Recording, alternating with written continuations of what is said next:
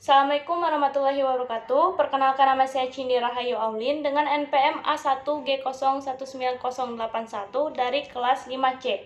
Kali ini saya akan menjelaskan tentang anatomi dan fisiologi pada hewan. Materi yang akan saya sampaikan itu yang pertama adalah macam-macam jaringan pada hewan, yang kedua macam-macam sistem pada hewan, dan yang ketiga perbandingan struktur dan fungsi tubuh hewan dari hewan tinggi sampai hewan rendah. Nah, baiklah, langsung saja ke pembahasan yang pertama, yaitu macam-macam jaringan pada hewan. Apa sih yang dimaksud dengan jaringan? Jaringan adalah sekumpulan sel yang sejenis struktur maupun fungsinya yang sama untuk membentuk sebuah organ. Nah, hewan itu memiliki 5 jenis jaringan, yaitu jaringan epitel. Jaringan epitel ini merupakan atau bisa melapisi bagian luar serta organ-organ dan rongga-rongga di dalam tubuh. Ada 8 jenis jaringan epitel. Yang pertama yaitu jaringan epitel pipi selapis, jaringan epitel pipi berlapis, dan yang ketiga jaringan epitel kubus berlapis. Yang keempat, jaringan epitel kubus berlapis, dan yang kelima jaringan epitel silinderis selapis. Yang keenam, jaringan epitel silinderis berlapis. Yang ketujuh, jaringan epitel transisi. Yang terakhir adalah jaringan epitel kelenjar. Yang kedua adalah jaringan ikat. Terdapat 3 jenis, yaitu jaringan ikat embrional, yang di dalam embrio ini memiliki mesenkin dan mukosa. Yang kedua adalah jaringan ikat dewasa, ada jaringan padat teratur dan jaringan padat tidak teratur.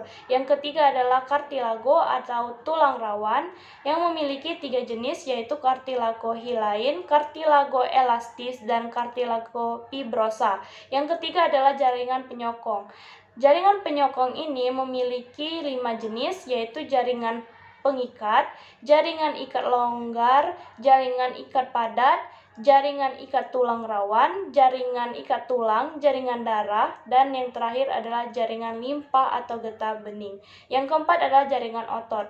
Memiliki 3 jenis, yaitu jaringan otot rangka, jaringan otot jantung, dan jaringan otot polos. Dan yang terakhir adalah jaringan syaraf.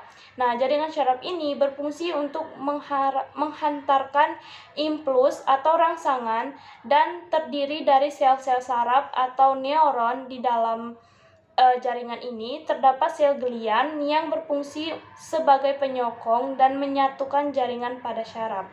Materi selanjutnya adalah macam-macam sistem pada hewan. Yang pertama yaitu sistem pencernaan pada hewan. Sistem pencernaan pada hewan invertebrata umumnya dilakukan secara intrasel seperti pada protozoa, porifera, dan solenterata. Pencernaan dilakukan pada alat khusus berupa pakoala. Organ pencernaan pada hewan vertebrata itu meliputi saluran pencernaan dan kelenjar pencernaan. Contohnya itu pada hewan invertebrata itu adalah amfibi, reptil, unggas, dan ikan. Yang kedua adalah sistem respirasi pada hewan atau pernapasan. Kelompok hewan invertebrata hanya memiliki 2 sistem pernapasan, yang yaitu difusi dan sistem trakea. Pada pernapasan dengan cara difusi, pertukaran gas terjadi karena perbedaan tingkat oksigen dan karbon dioksida pada lingkungan dan sel-sel tubuhnya. Contohnya yaitu serangga, protozoa, porifera, solenterata, moluska, dan lain-lain.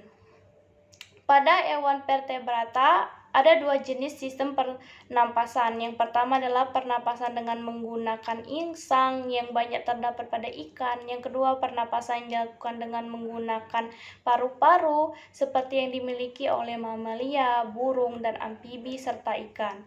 Yang ketiga yaitu sistem transportasi pada hewan. Yang pertama adalah pada hewan invertebrata. Ada 2, yaitu peredaran darah terbuka, peredaran darah tertutup. Sedangkan pada hewan vertebrata memiliki sistem peredaran darah tertutup, yaitu melalui pembuluh darah. Contohnya pada ikan, reptil, amfibi, unggas, dan mamalia.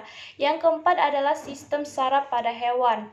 Pada hewan vertebrata, pada ikan, bagian otak berkembang dengan baik adalah otak kecil, berfungsi sebagai pusat keseimbangan dan pusat peraturan gerak dan yang selanjutnya itu pada hewan amfibi. Bagian otak paling berkembang adalah otak tengah sebagai pusat penglihatan. Yang selanjutnya adalah pada hewan unggas. Otak besar berfungsi untuk mengatur gerak otak kecil sebagai keseimbangan tubuh.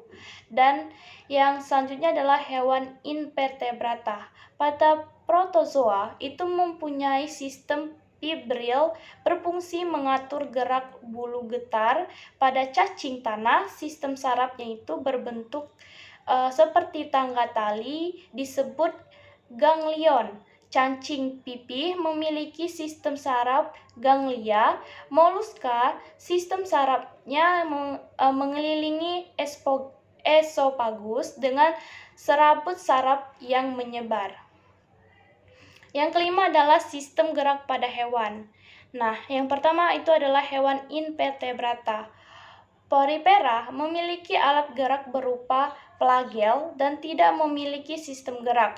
Protozoa memiliki alat gerak berupa kaki semu, bulu getar, dan flagel. Solenterata memiliki alat gerak tentakel. Selanjutnya adalah sistem gerak pada hewan vertebrata. Pada ikan memiliki susunan otot dan tulang belakang yang fleksibel untuk mendorong gerakan ekor di dalam air.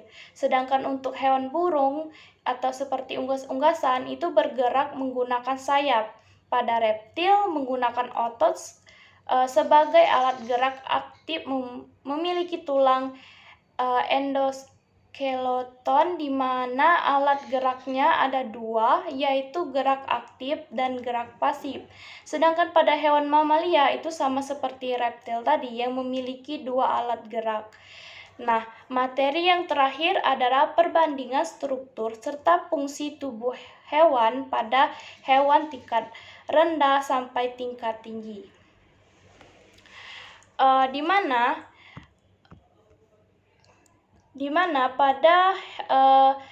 pada hewan invertebrata itu tingkat tinggi memiliki banyak sel dengan susunan yang kompleks, sedangkan hewan yang tingkat rendah hanya memiliki satu sel dengan susunan struktur sel pada umumnya. Hewan tingkat tinggi atau vertebrata adalah hewan yang bertulang belakang. Sekian materi yang saya sampaikan. Wassalamualaikum warahmatullahi wabarakatuh.